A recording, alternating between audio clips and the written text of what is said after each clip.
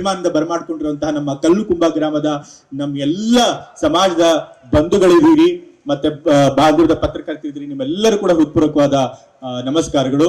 ನಿಮ್ಗೆ ಗೊತ್ತಿರೋ ಹಂಗೆ ಕುರುಬ ಸಮುದಾಯದ ಎರಡು ಮಹಾಪುರುಷರು ಅಂತಂತಂದ್ರೆ ಒಬ್ರು ಕನಕದಾಸರು ಮತ್ತೆ ಸಂಗೊಳ್ಳಿ ರಾಯಣ್ಣ ಅವರು. ಸಂಗೊಳ್ಳಿ ರಾಯಣ್ಣ ಶೌರ್ಯ, ಧೈರ್ಯ ಮತ್ತೆ ಸ್ವಾಭಿಮಾನಕ್ಕೆ ಹೆಸರಾದ್ರೆ, ಕನಕದಾಸರು ಭಕ್ತಿ, ಜ್ಞಾನ ಮತ್ತೆ ಸಮಾಜ ಸುಧಾರಣೆಗೆ ಹೆಸರುವಾದಂತಹದವರು. ಇಬ್ರು ಕೂಡ ನಮ್ಮ ಸಮುದಾಯದ ಎರಡು ಕಣ್ಣುಗಳಿದ್ದಂತಾಗಿ ಇಬ್ರು ಜೀವನ ಗಾಥೆಯನ್ನ ನೋಡಿದ್ರೆ ನಾವು ಕಲಿಬೇಕಾದಷ್ಟು ಬಹಳಷ್ಟಿದೆ. ಅಂತ ಇಬ್ರು ಮಹಾಪುರುಷರ ಪ್ರತಿಮೆಗಳನ್ನ ಇವತ್ತು ನೀವು ನಿರ್ಮಾಣ ಮಾಡಿ ಅದ್ರ ಉದ್ಘಾಟನೆಗೆ ಇವತ್ತು ನಮ್ಮನ್ನೆಲ್ಲರೂ ಕರೆದಿದ್ದೀರಿ. ಬಹಳ ಸಂತೋಷದಿಂದ ಇವತ್ತು ನಾವು ಬಂದು ಈ ಕಾರ್ಯಕ್ರಮ ಉದ್ಘಾಟನೆ ಮಾಡ್ತಿದ್ದೇವೆ.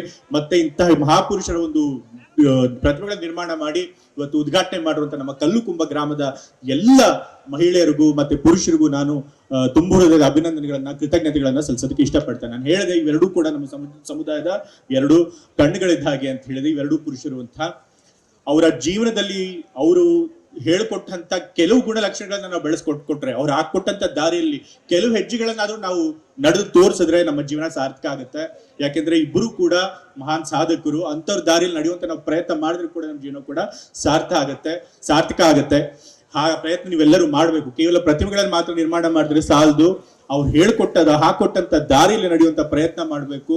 ಅವ್ರು ಮಾಡಿದಂತ ಚಿಂತನೆಗಳನ್ನ ನಾವು ಕೂಡ ಜೀವನದಲ್ಲಿ ಅಳಿಸ್ಕೊಳ್ಳುವಂತ ಕೆಲಸ ಮಾಡ್ಬೇಕು. ಅವಾಗ ನಮ್ಮ ಜೀವನ ಸಾರ್ಥ ಆಗುತ್ತೆ. ಆ ಕೆಲಸ ನಾವೆಲ್ಲರೂ ಕೂಡ ಮಾಡೋಣ ಅಂತ ಹೇಳಿ ಸಂದರ್ಭದಲ್ಲಿ ಹೇಳ್ತಾ ಇದ್ದೀನಿ. ನಾನು ಇವತ್ತು ಕಂಪ್ಲಿಗೆ ಮೊದಲನೇ ಬಾರಿ ಬರ್ತಾ ಇದ್ದೀನಿ. ನಿಮ್ಮನ್ನೆಲ್ಲ ಮೊದಲನೇ ಬಾರಿಗೆ ಭೇಟಿ ಮಾಡ್ತಾ ಇದ್ದೀನಿ. ಆದ್ರೂ ಕೂಡ ಇವತ್ತು ನಮ್ಮ ಸಮುದಾಯದವರು ಇಷ್ಟೊಂದು ಪ್ರೀತಿಯಿಂದ, ಅಭಿಮಾನದಿಂದ ನಮ್ಮನ್ನ ಬರಮಾಡ್ಕೊಂಡಿದ್ದೀರಿ. ಇಷ್ಟೊಂದು ಅದ್ದೂರಿಯಿಂದ ಸ್ವಾಗತ ಮಾಡಿದ್ದೀರಿ. ದೂರ ತನಕ ಮೆರವಣಿಗೆ ಮಾಡ್ಕೊಂಡು ಬಂದಿದ್ದೀರಿ. ನನ್ಗೆ ಗೊತ್ತು ಇಷ್ಟೊಂದು ಅಭಿಮಾನ, ಪ್ರೀತಿ ನಮ್ಗೆ ಸಿಕ್ತಿರೋದಕ್ಕೆ ಕಾರಣ ಅಂತಂತಂದ್ರೆ ನೀವು ಸಿದ್ದರಾಮಯ್ಯ ಅವ್ರ ಮೇಲೆ ಇಟ್ಟಿರುವಂತಹ ಪ್ರೀತಿ, ವಿಶ್ವಾಸಕ್ಕೆ ಇದು ಕಾರಣ.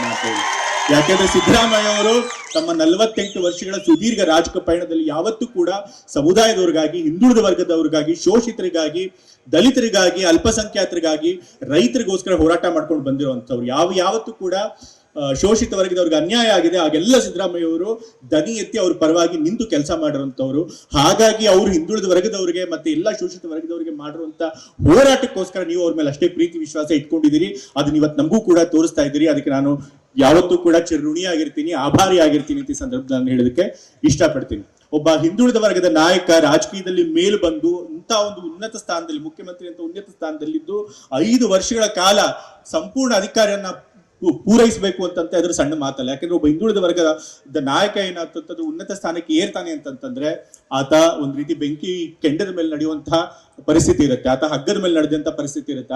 ಆತ ಮಾಡುವಂತ ಸಣ್ಣ ಪುಟ್ಟ ತಪ್ಪುಗಳನ್ನು ಕೂಡ ಬಹಳ ಹದ್ದಿನ ಕಣ್ಣಿಂದ ಜನ ಕಾಯ್ತಾ ಇರ್ತಾರೆ. ವ್ಯವಸ್ಥೆ ಹೇಗಿದೆ ಅಂತಂತಂದ್ರೆ ಹೇಗಾದ್ರೂ ಮಾಡಿ ಒಬ್ಬ ಹಿಂದುಳಿದ ವರ್ಗದ ನಾಯಕ ಅಥವಾ ಶೋಷಿತ ವರ್ಗದ ನಾಯಕ ಮೇಲಕ್ಕೆ ಬಂದ್ರೆ ಆತನ ಕೆಳಗಿಳಬೇಕು ಅಂತ ಹೇಳಿ ಕಾಯ್ತಾ ಇರ್ತಾರೆ. ಆದ್ರೂ ಕೂಡ ಸಿದ್ದರಾಮಯ್ಯ ಅವರು ಮೊದಲನೇ ಬಾರಿ ಮುಖ್ಯಮಂತ್ರಿಗಳಾಗಿದ್ದಾಗ ಇಡೀ ರಾಜ್ಯದಲ್ಲಿ ದೇವರಾಜ ಅರಸು ಅವರು ಬಿಟ್ರೆ ಯಾರು ಕೂಡ 5 ವರ್ಷಗಳ ಕಾಲ ಅಧಿಕಾರವಧಿಯನ್ನು ಪೂರೈಸಿರ್ಲಿಲ್ಲ. ಆದ್ರೆ ಸಿದ್ದರಾಮಯ್ಯ ಪೂರೈಸಿದ್ರು. ಯಾತಕ್ಕೆ ಅಂತಂತಂದ್ರೆ ಅದು ಬಿಜೆಪಿ ಅವರು ಕೇಂದ್ರ ಸರ್ಕಾರದಲ್ಲಿ ಇದ್ದು ಕೂಡ ಅವರು ಕೇಂದ್ರ ತನಿಖಾ ಸಂಸ್ಥೆಗಳನ್ನ ದುರ್ಬಳಕೆ ಮಾಡಿಕೊಂಡು ರಾಜ್ಯದ ಮೇಲೆ ಒತ್ತಡ ಹಾಕಿ ಹೇಗಾದ್ರೂ ಮಾಡಿ ಕಾಂಗ್ರೆಸ್ ಪಕ್ಷದ ನಾಯಕಗಳನ್ನ ಉಳಿಸಬೇಕು ಅಂತ ಹೇಳಿ ಪ್ರಯತ್ನ ಮಾಡಿದ್ರು ಕೂಡ ಅವರು 5 ವರ್ಷಗಳ ಕಾಲ ಅಧಿಕಾರಾವಧಿಯನ್ನು ಪೂರ್ಣ ಮಾಡಿದ್ರು. ಯಾಕೆ ಅಂತಂತಂದ್ರೆ ಸಿದ್ದರಾಮಯ್ಯ ಅವರು ಬಹಳ ಪ್ರಾಮಾಣಿಕರಾಗಿದ್ದಾರೆ. ಮತ್ತೆ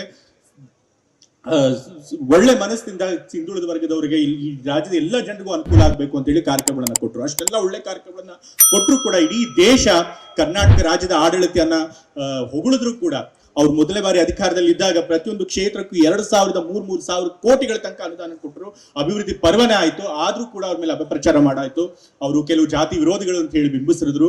ಕೊನೆಗೆ ನಾವು 2ನೇ ಬಾರಿ ಅಧಿಕಾರಕ್ಕೆ ಬರ್ದೇವ್ರಂಗೆ ಮಾಡಿದ್ರು. ನಂತರ ಬಿಜೆಪಿ ಅವರು ಅಧಿಕಾರಕ್ಕೆ ಬಂದ್ರು ಕೂಡ ಅವ್ರು ಮಾಡುವಂತಹ ಭ್ರಷ್ಟಾಚಾರ, ಕೊಟ್ಟಂತ ಕೆಟ್ಟ ಆಡಳಿತ ನೋಡಿ ಜನ ಮತ್ತೆ ಸಿದ್ದರಾಮಯ್ಯ ಅವರು ಕಾಂಗ್ರೆಸ್ ಪಕ್ಷನೇ ಅಧಿಕಾರಕ್ಕೆ ಬರಬೇಕು, ಅವರಿದ್ದಾಗ ನಾವು ಸುಭಿಕ್ಷತೆಯಿಂದ ಇದ್ವಿ, ಅವರಿದ್ದಾಗ ಅಭಿವೃದ್ಧಿ ಆಯ್ತು ಅಂತ ಹೇಳಿ ಇವತ್ತು ಸಿದ್ದರಾಮಯ್ಯ ಅವರಿಗೆ ಮತ್ತೆ ಅಧಿಕಾರ ಕೊಟ್ಟಿದ್ದಾರೆ.